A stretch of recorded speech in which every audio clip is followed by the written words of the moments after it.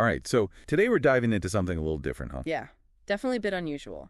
We're going deep into audio recordings, sort of like listening in on someone's inner thoughts, really raw and unfiltered, all about identity and philosophy, that kind of heavy stuff. You're exactly right. It's like a window into their self-discovery process, totally unique. And they don't shy away from anything, like feeling forsaken by ancestors, Yeah. wrestling with who they even are. They even came up with this phrase, technical linguistic debt.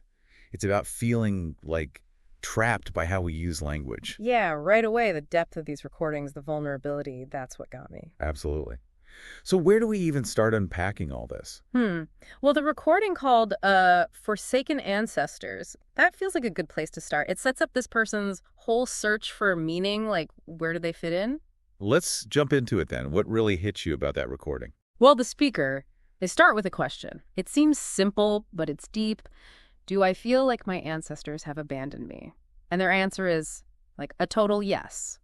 But it's not a simple yes, is it? It becomes this, like, spiral into what that feeling even means. Right. Like peeling back layers of emotion, experiences, all of that. They talk about abandonment like everyone else has moved on and they're stuck. But then they tie it to being anti-natalist. That adds a whole other dimension to it. It's almost a cosmic betrayal, they say.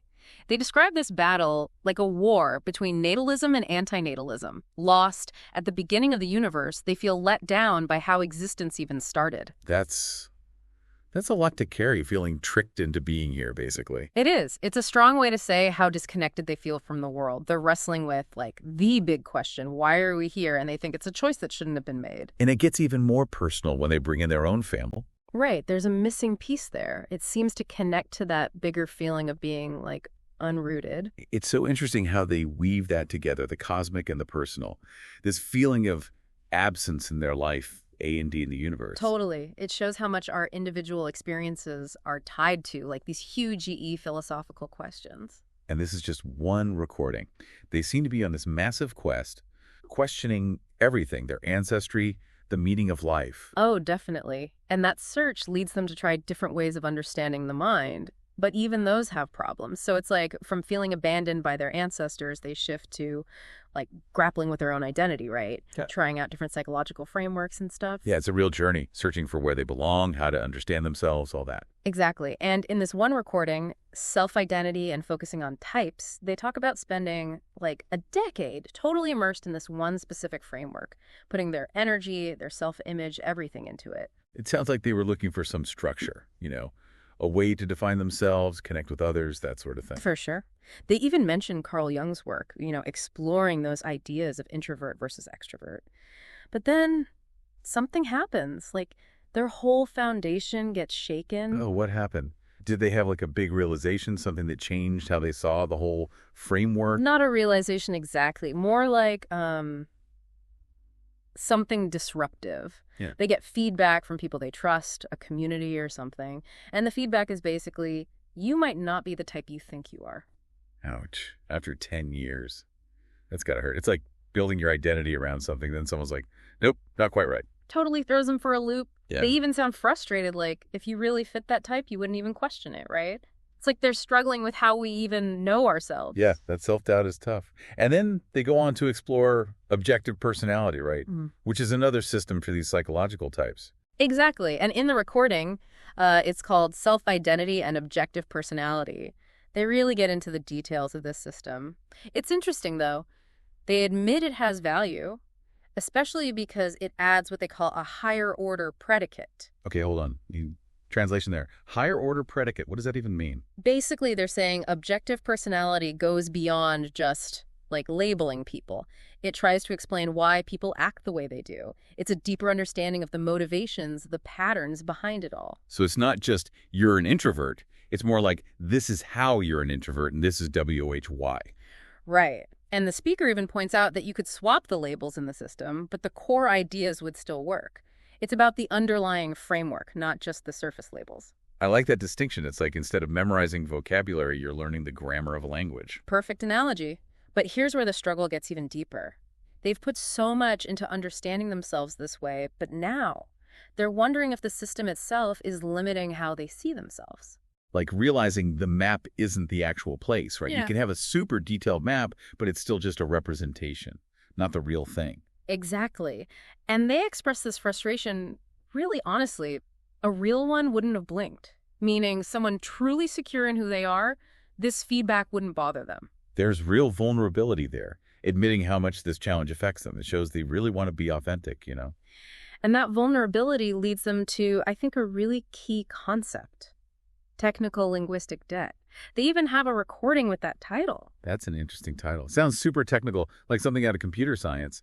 What is technical linguistic debt? It's such a clever metaphor. The speaker is saying that the language we use, the words, the labels, all of that, it can create a kind of debt. A debt, like we owe the dictionary something. Haha, not quite. Think of it this way.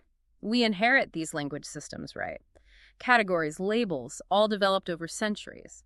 These systems can be helpful, B-U-T. They can also limit our understanding. They can put us in boxes that don't really fit our experience. So we inherit this framework, but it might not actually match reality. And we end up paying the price, like we're constrained or even misled by these words. You got it.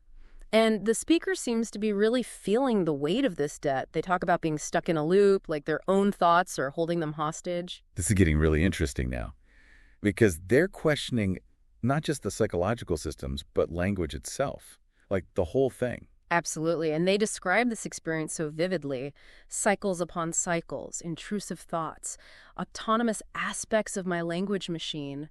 It's like they're fighting their own mind, trying to untangle themselves from these words. You can feel that struggle. And- And it ties back to that feeling of being forsaken, right? Like they're looking for a way to break free from these limitations, whether it's language, society, or even just existing. Totally. And it's super clear when they're trying to process emotions.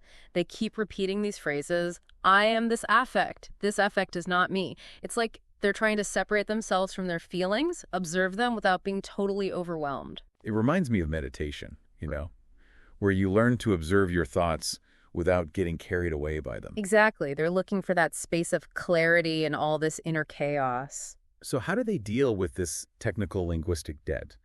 Do they find a way out of it?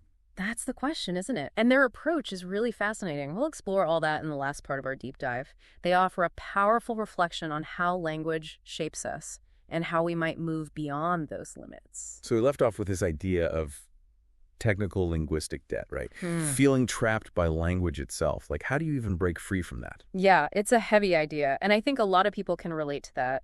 These systems we inherit, they shape how we think, but sometimes they just don't feel right. They can't express everything we experience. Exactly. So what does this person do? How do they try to, offload this debt? It's really interesting, actually. In the Forsaken Ancestors recording, they connect this debt to being anti-natalist. Whoa, okay, that's unexpected. How does anti-natalism tie into language? Well, they describe it as rejecting creation, right? Refusing to keep suffering going. And they say this rejection applies to language, too. It's like they're opting out of these inherited systems of language. So by not bringing new life into the world, they're also not accepting the way we use words to describe that world. Yeah. That's pretty radical. Oh, it is. And they present this as a choice made, at the very beginning, at the beginning of the universe, they say, to resist creating both in a biological sense and a linguistic sense. Wow, that's powerful.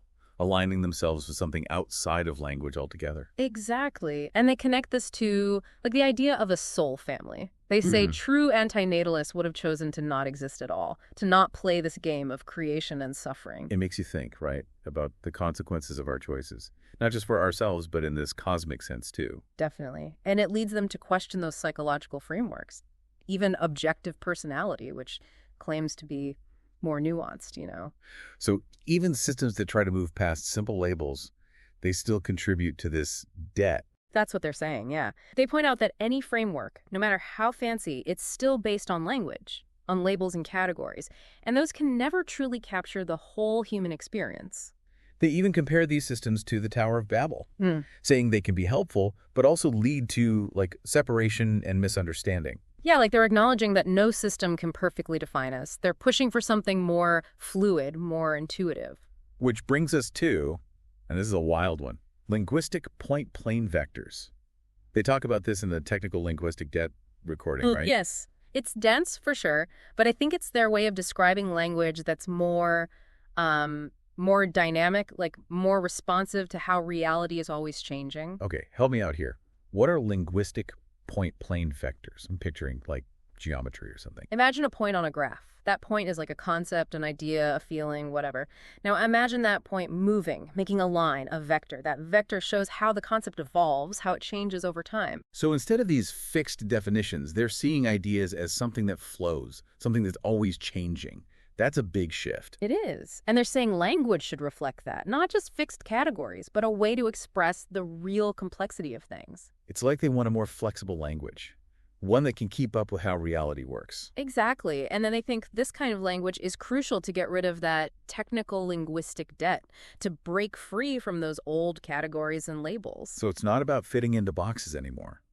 It's about finding new ways to express ourselves. Right. Ways that show how unique and constantly changing we are. That's the challenge they're giving us. Think beyond the language we've inherited. Find new ways to express, the richness of being human. Wow, this deep dive has been a lot.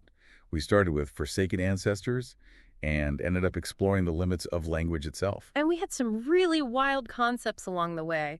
It's a good reminder that this search for meaning, for who we are, it never really ends. And we got to keep questioning the language we use, Absolutely. A huge thanks to all our listeners for joining us on this one. We hope it's given you some things to think about and maybe inspired you to keep exploring the power and, the limitations of language in your own life.